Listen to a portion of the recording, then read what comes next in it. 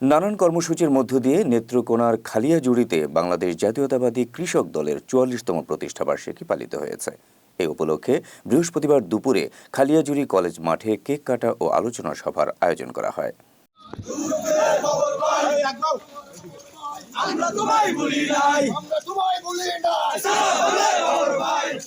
খালিয়াজুড়ি উপজেলা কৃষক দলের সভাপতি দেলোয়ার জাহান ঝন্টুর সভাপতিত্বে ও সাধারণ সম্পাদক পাণ্ডব সরকারের সঞ্চালনায় উক্ত আলোচনা সভায় প্রধান অতিথি হিসেবে উপস্থিত ছিলেন খালিয়াজুড়ি উপজেলা বিএনপির যুগ্ম আহ্বায়ক এরশাদুল আলম শাহিন।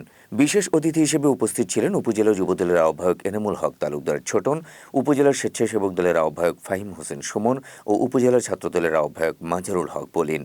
এ সময় উপজেলা কৃষক দলের প্রতিটি ইউনিয়ন ও ওয়ার্ড পর্যায়ের নেতাকর্মী সহ উপজেলা বিএনপি, যুবদল, স্বেচ্ছাসেবক দল, ছাত্রদল, তাঁতি দল, ওলামা দল এর নেতৃবৃন্দ উপস্থিত ছিলেন। অনুষ্ঠানে বক্তারা সাবেক স্বরাষ্ট্র প্রতিমন্ত্রী লুৎফুজ্জামান বাবরের অনতিবিলম্বে কারামুক্তির দাবি জানান।